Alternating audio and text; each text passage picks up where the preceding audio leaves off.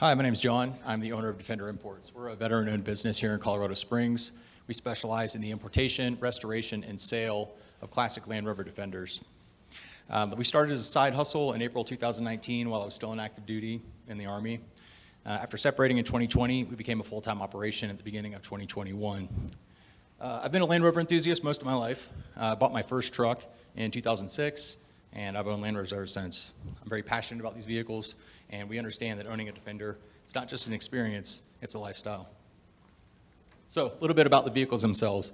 So just over 700,000 were manufactured between 1983 and 2016.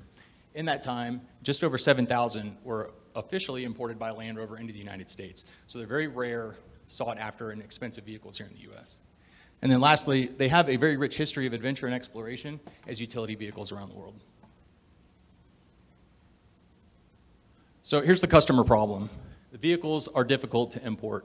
So they must be at least 25 years old or in original condition. They also must meet a stringent list of specific requirements set by US Customs in order to be eligible for importation. A lot of these vehicles aren't eligible for importation, and therefore there is a history of illegally imported Defenders into the United States. So this makes quality Defenders, they're hard to find in the US. So because of that limited availability, there's high market demand, costs are high. Also, because they're used as utility and ex-military trucks in many applications, they're beat up. They need a lot of service and restoration to be reliable daily drivers here in the United States once they're here. So here's our products and services. So we have 5 primary revenue streams for the business. So we have the import restoration and sales model, which you can see in the diagram below. We also have the import management and handling model, and that's where we handle the movement of the vehicle from point of sale overseas to point of delivery to the customer here in the United States. We also have our vehicle titling services, restoration services, and third-party sales, where we take a commission off the sale of that vehicle. And if you look at the diagram down below, that's a 6-month restoration that we performed on our demo truck last year. So here's some of our customer demographics. So we have a solid customer base of high-earning professionals. So we have Steve in North Carolina, who purchased a vehicle from us that we imported and restored from Belgium. We have John here in Colorado Springs. We're currently performing a restoration on his vehicle that he'd purchased while living abroad. We have Jeremy in Utah. He purchased a vehicle in the United Kingdom that we then manage the importation of the vehicle and delivery to him in Utah. And then we have Dan, who's a Air Force Lieutenant Colonel currently stationed in Spain. He's exported a vehicle to us that we're currently preparing to sell for him on consignment. So our competitive advantages: attention to detail, quality service, and a professional customer experience. So as for importation, we have knowledge and experience of the process with a proven track record of success. We understand the red tape and how to navigate it. We also have a very robust import network with over 100 contacts and logistical sources in 9 countries, and that network grows on a weekly basis. As for restoration, we have full in-house mechanical service, paint and body, and custom fabrication capabilities. In the event that we can't do something in-house, there's a very large network of specialty automotive and 4x4 and performance shops here in Colorado Springs, where custom options are endless and we can outsource to those other businesses. As for sales, we have a working partnership with a luxury car dealership here in town, so we have access to their dealer license to sell large quantity of vehicles. We also have access to a secure and climate-controlled storage facility and a professional showroom floor. So here's our team. So this is me working with Defenders in Afghanistan. We have Clint, he's our technical advisor. We have Jason, he's our full-time mechanic.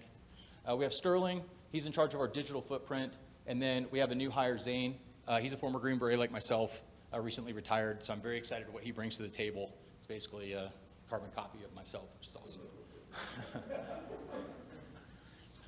Oh, went too far. Okay, so here's our financial summary. So if you look at the diagram or the chart here on the top left, you can see our 2021 sales figures compared to our 3-year forecast. So a few highlights from 2021. We made just over $102,000 in sales. And after EBITDA, we had $45K in net income with a 44.1% profit margin, which was excellent. Of note, I would like to state that in 2021, we declined a $100,000 cash offer for our demo truck, currently valued at $130,000. If you look at the chart on the top right, that's our 3-year forecast. Slow and steady growth. Key takeaways here: we're projecting just over $600,000 in sales by the end of 2024, averaging a net profit margin of 30%.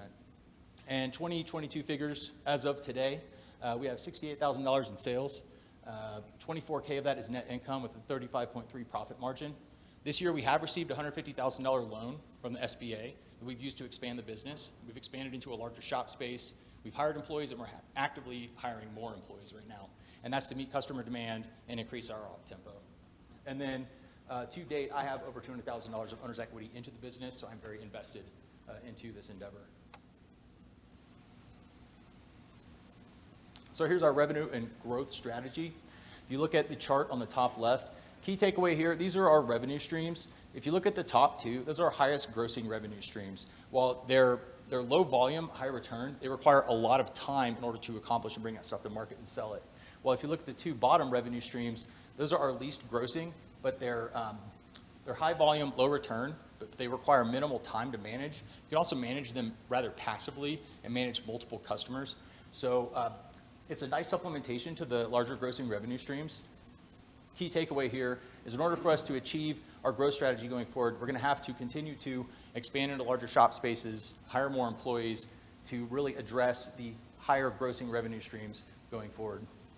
If you look at the chart on the bottom left, that's our brand development and social media strategy. Key takeaway, we have a strategy, it's slow and steady, and it's working.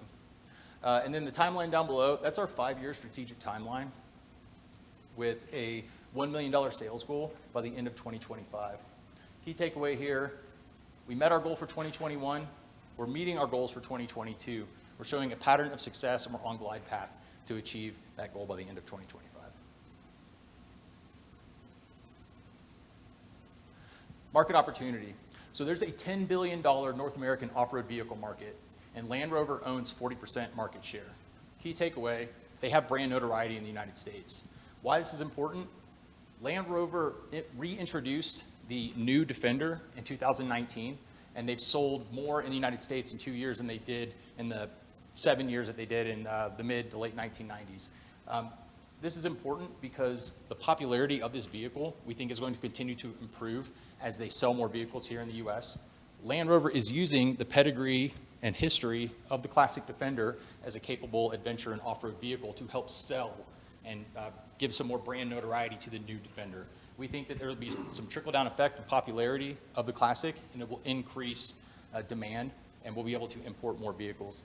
If you look at the chart on the right, this shows classic Defenders that were imported into the U.S. You can see in 2014 a large spike in the number of vehicles that were legally imported here. Why that happened, in 2014, Land Rover officially announced that the classic Defender would cease production in 2016. So that drove market demand.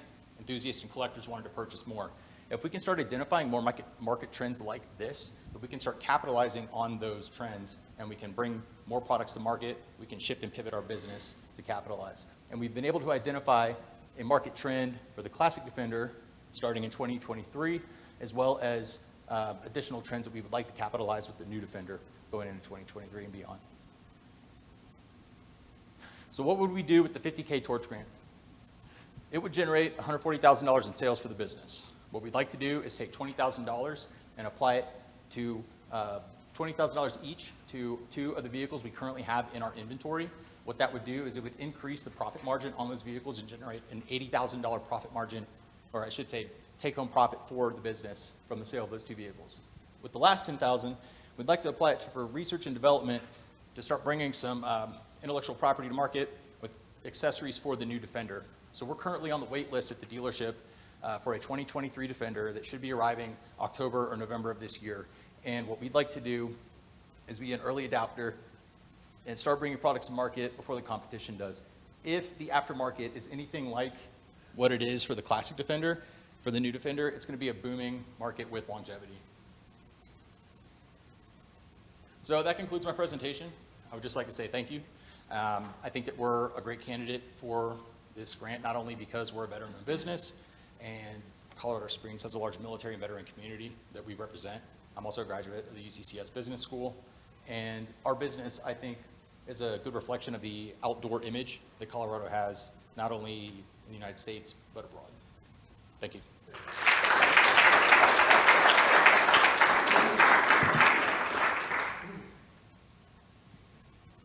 I'll start.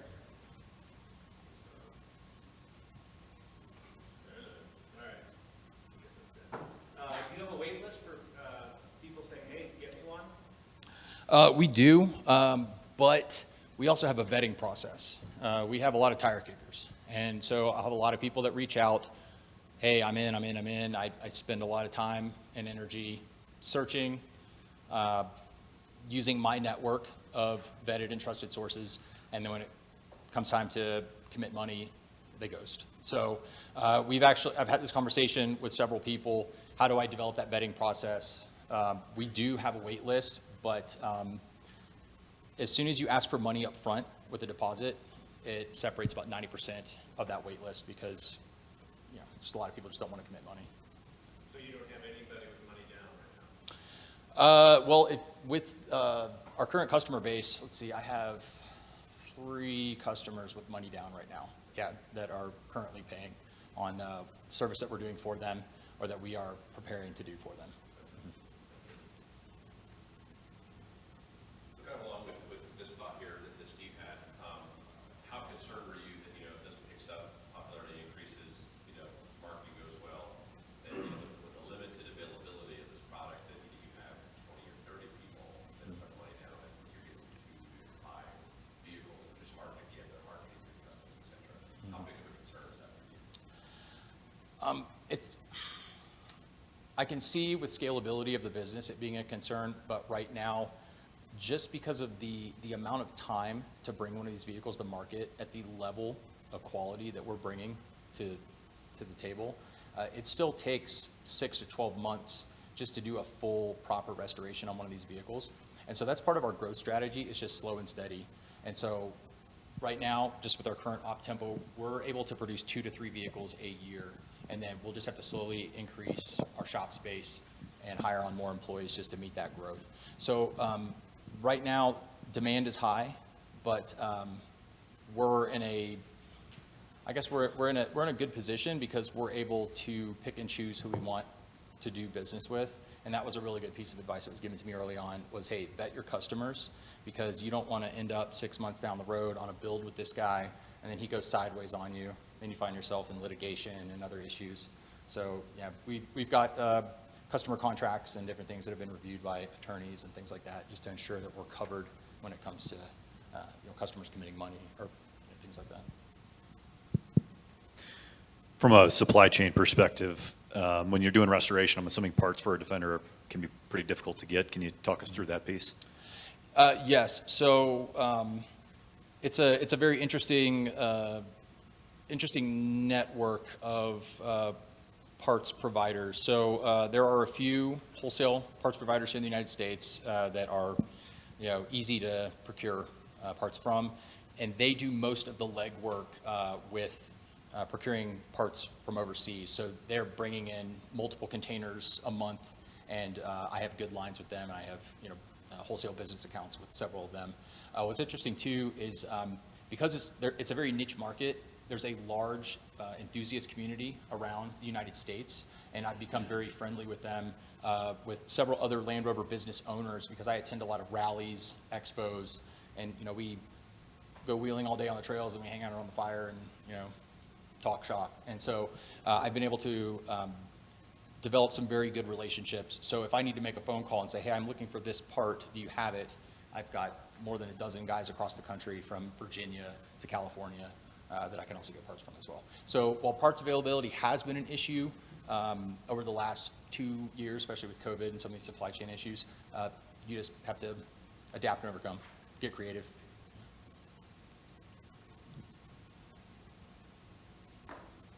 I think you talked about it, but talk to me about the supply again. Like how many vehicles are out there and where are they located in general? I mean, I don't expect a complete breakdown, but can you give me kind of a 10,000 foot view? Yeah, and I've tried to do the math on that. So just over 700,000 were manufactured from 1983 to 2016. Currently, vehicles manufactured from 1997 and earlier are eligible for importation in the United States, just because of the 25-year rule set by U.S. Customs. So after doing the math, we assess roughly 200,000 are eligible for importation, and that's factoring in vehicles that might have been modified that are no longer eligible for importation because they have to be in original condition. That also factors into account vehicles that just aren't for sale because the owner of the vehicle just doesn't want to sell it. But for countries with the most amount of vehicles, the United Kingdom being the primary, just because that's where their vehicles are from, but most of those vehicles are right-hand drive. And there's not as high a demand for right-hand drive vehicles in the United States. We're a left-hand drive country, all of our vehicles, the steering wheel's on the left-hand side. So those vehicles actually fetch, on average, about $10,000 less than a left-hand drive vehicle here in the United States, just simply because demand's not there. But for left-hand drive countries in Europe, Germany, Belgium, the Netherlands, basically any Schengen countries, if you're familiar with the Schengen agreement in Europe, the EU countries that had trade agreements with the UK back in the 80s and 90s, they have large numbers. So, and that's part of our network development. I've spent, I spent 5 years in Europe with the military, and I used that time to help develop some of my contacts on the ground in Europe.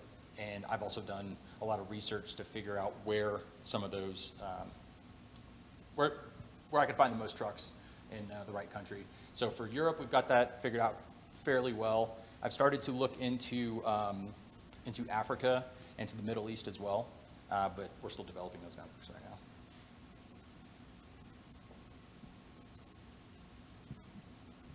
So this is a full-time job for you right now? 100%. And how many others are in 100% on your team? So I have 2 employees right now. Yep. Okay, great, thanks. So I understand, the classic Defender position, and obviously now there's some new product that's coming out. How did they even compare? Are they totally different? I mean, is the classic kind of built to last forever, and the new one's a little bit cheaper? Or are they on that same level of quality? What's the business opportunity for the new, or is there any, or is it too early to tell? I think it's too early to tell. What I see for business opportunity is the aftermarket industry, simply because when the Classic Defender was first imported in the mid to late 90s, there was a very fast-moving and competitive aftermarket in the U.S. for winch bumpers and lift kits and suspension and off-road protection and accessories like that. That market has slowly started here in the U.S., but a lot of the Land Rover community here in the U.S., they're all just waiting for the next guy to pull the trigger and bring products to market for this new Defender. Comparing the new Defender to the Classic, I think, does a disservice to both vehicles because they are 2 very different vehicles. The Classic Defender was originally a farm truck. It was a small 4-cylinder diesel that they started, bolting on turbos and different things to get a little more power out of it. But the whole point of that vehicle, it's a, low-end torque, small horsepower engine that's just used to haul stuff around on a farm in England.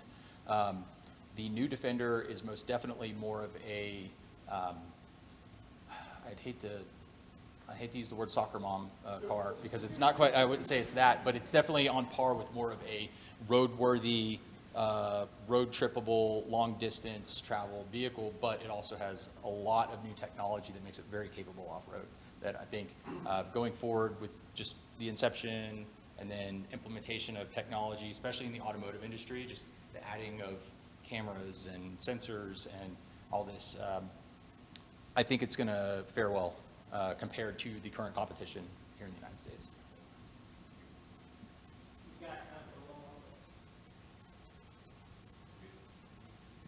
No, I got one. I understand the 25-year rule, but if you wanted to bring one in, is that where you have to upgrade the emissions and the glass and all that stuff if you wanted to go after that market, or you just can't do it? You just can't do it because the vehicles don't meet, they don't meet crash safety standards, more particular because the side impact, because of the doors, and because the airbags. They never came with airbags. You can't retrofit airbags in these trucks, and so they just don't meet the crash safety standards, period. And then as for emissions, it's the same thing. The only vehicles that technically met emission standards were the ones that were legally imported by Land Rover for a very short time in the mid to late 90s. So yes, unfortunately, for the Classics, we are very hamstrung by that 25-year rule because then the vehicles, they basically circumvent that and they get grandfathered in. Yep, sure. Okay, thank you. Thank you, John.